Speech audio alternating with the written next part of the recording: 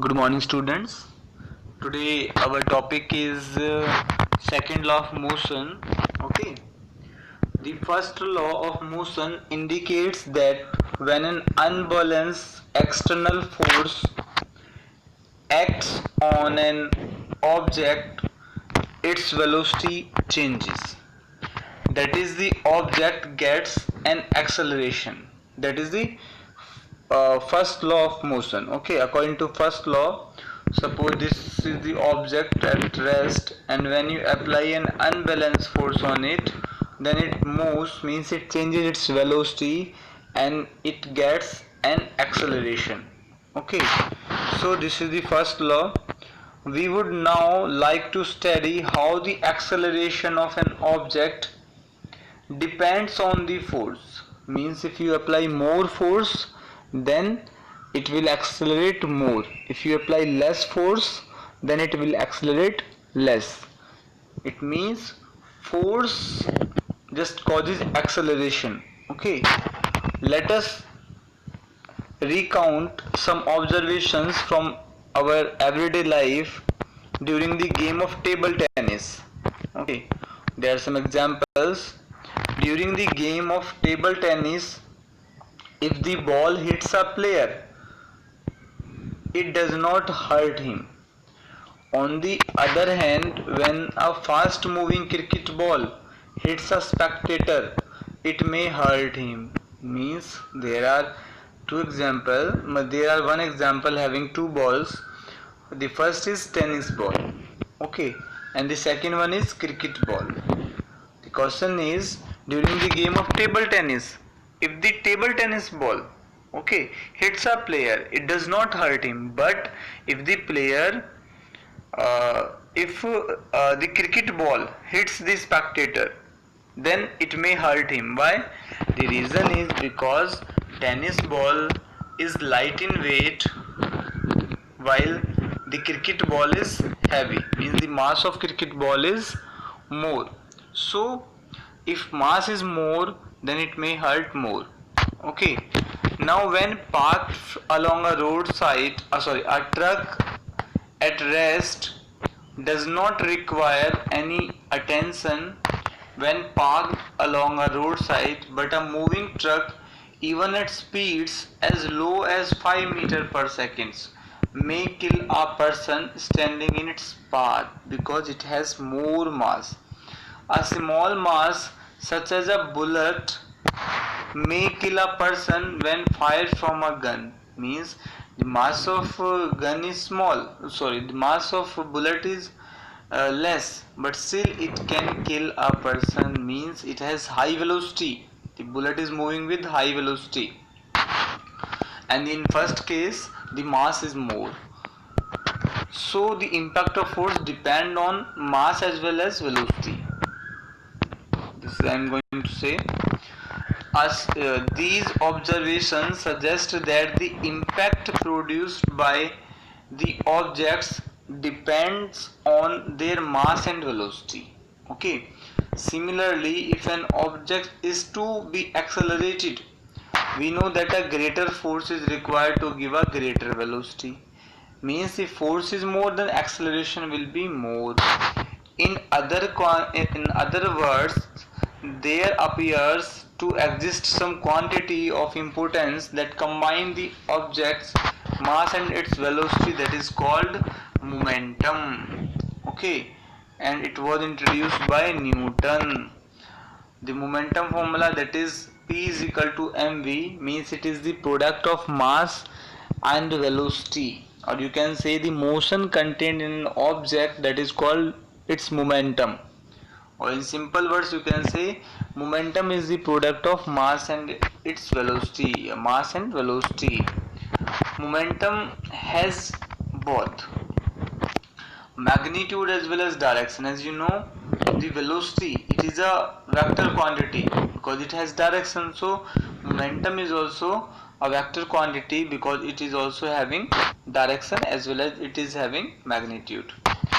Its direction is the same as that of velocity, and the SI unit of momentum, that is kilogram meter per second. How can you find it? This is the formula. then mass unit, that is kilogram, and velocity unit, that is meter per second. Okay, then it will come kilogram meter per second. Since the application of an unbalanced force brings a change in the velocity of the object, it is therefore clear that a force also produces a change of momentum. It's very easy. Uh, as we know, unbalanced force can change the velocity. So momentum depends on velocity. If velocity changes, then momentum is also changing. So you can say by applying unbalanced force we can also change the momentum. और जितना ज़्यादा force आप apply करोगे उतना momentum ज़्यादा change होगा. If you apply more and more force then the change in momentum it will be more. Let us consider a situation in which a car with a dead battery is to be pushed along a straight road. A car with a dead battery. So we need to push it to give a speed of 1 meter per second, which is sufficient to start its engine. If one or two persons give a sudden push to it, it hardly starts. But a continuous push over some time results in a gradual acceleration of the car to this speed. Getting my point? Again, if one let us consider a situation. Okay, this is the car and we have to give it speed 1 meter per second. If one or two person give a sudden push to it, it hardly starts, but a continuous push is necessary to move it. It means that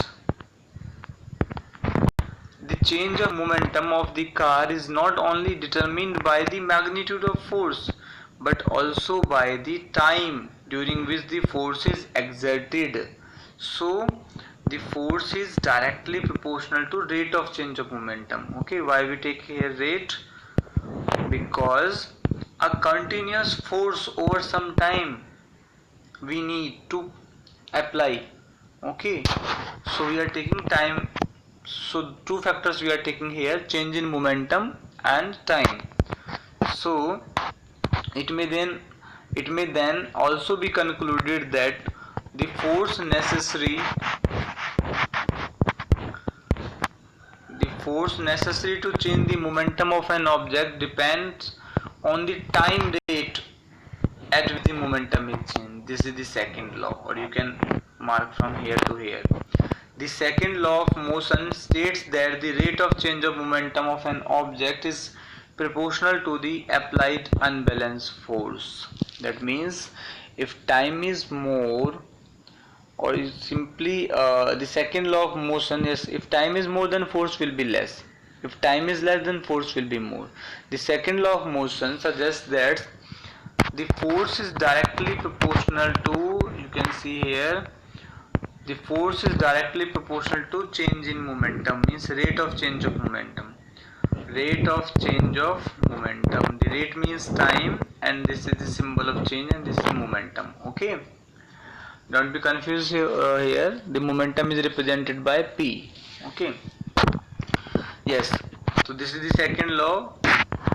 Force is directly proportional to rate of change of momentum. Now how can we just deduce one formula, F is equal to ma. Now mathematical formulation of second law of motion. Okay, that is F is equal to ma. We have to prove this. How can we prove? Suppose an object mass m is moving with initial velocity u, it is uniformly accelerated to velocity v. Means when you apply for straight line with an initial velocity u, it is uniformly accelerated, means its velocity changing from u to v in time t. That means this means if velocity changes, it means momentum also changes. Okay, so simply see here, this is initial momentum, means mu, because mass into velocity we are talking about initial momentum, so we take here initial velocity, and this is final momentum, so we take final velocity here. So the change in momentum, it will be p2 minus p1, that is final momentum minus initial momentum. mv minus mu, then you take common m, then it will become m bracket v minus u. M bracket v minus u. This is the rate of change of momentum is directly proportional to this is the change in momentum and this is time. So m bracket v minus u upon t. So to replace this sign directly proportional, you take here k. K is constant here. Okay, its value will be same. Yes. Now you see here F is equal to, that is K M and this is the formula of A. So it becomes KMA. Okay, it becomes KMA if the value of K is 1, then it becomes MA. Okay, F is equal to MA when if K is 1, the value of K, if you take it 1, then it becomes F is equal to MA. So like this we can find this. Okay, now the unit of force is kilogram meter per second square or Newton. The symbol is this. The second law of motion gives us a method to measure the force acting on an object. Means it, with the help of it we can measure the force. So it is called quantitative law. And the first law, that is qualitative. The second law, that is quantitative. Okay. Second law of motion is often seen in action in our everyday life. Have you noticed that while catching a fast moving cricket ball, a fielder in the ground gradually pulls his hand backward with the moving ball? Why? Because in doing so the fielder increases the time. Okay, see here, when he pulls his hand back, then he increases the time, so the impact of force will be less. I tell you na, force is directly proportional to 1 upon time. Time is more, force will be less. So by doing this he increases the time interval so that the impact of force will be less. Thus acceleration of the ball is decreased, the impact of catching is reduced. If the ball is stopped suddenly, then its velocity will be 0. Okay, the rate of change of momentum of the ball will be large, therefore a large force would have to be applied. Means for large rate change momentum, if the rate of change of momentum is large, then we need to apply large force. Now the second example, in a high jump athlete event, the athletes are made to fall either on a cushion bed or on a sand bed. This is to increase the time interval. Okay, if we increase the time interval, then the impact of force will be decreased. Okay, so this decrease the rate of change of momentum. So in this, like one more example, tie to ponder. Ponder means vichar karna, to think about. Try to ponder. Ponder means think about. Okay, how a karate player breaks a slab of ice with a single blow. Means he just take a less time to break it. So time is less, the force will be more. In these all the examples, one thing I just clear here: if time is more, then force will be less. Okay, time is less, then force will be more. Time is more, then force will be less. Okay, these are the applications of second law of motion. Okay, this is clear, this is also clear, this is okay. This also I explain. The first law of motion can be mathematically stated from the mathematical expression of the second law. Means from second law we can also deduce the first law, like F is equal to ma, then F is equal to m, we replace a by v minus u upon t, then we cross multiply, ft is equal to mv minus mu. Now you see here, if you take f is equal to 0, if you take f is equal to 0, means if you take f is equal to 0, this means that the object will continue moving with uniform velocity u throughout the time. If u is 0, then we will also be 0. Again I explain this.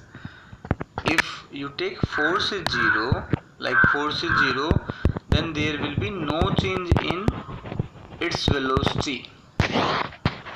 Okay, there will be no change in its velocity, means v is equal to u.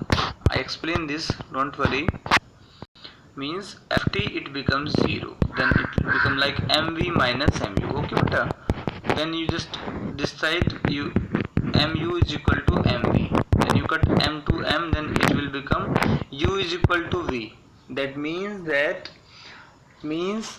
initial velocity will be equal to the final velocity. Means if you know, if there will be no external, if there is no external unbalanced force, the object will not be accelerated. So you can reduce the first law by using with the help of second law. Okay, so in the next video we will start the examples. Okay beta, thank you.